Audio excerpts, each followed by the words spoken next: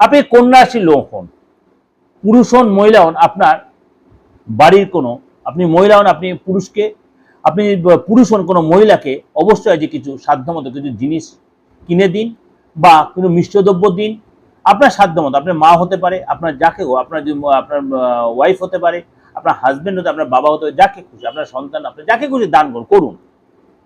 বা আপনার যে কেউই না থাকে, আপনি ব্যাচেলার, আপনার কেউ নেই, বাবা মা হয়তো নেই, আপনি দুর্গা মায়ের পায়ে ফুল দান করুন, মিষ্টি দান করুন, দুর্গা মাকে ফুল দান করুন, যে কোনো ফুল দিয়ে মায়ের পায়ে দান করুন এবং সে নিয়ে নিষ্ঠাভাবে অবশ্যই থাকুন, করুন।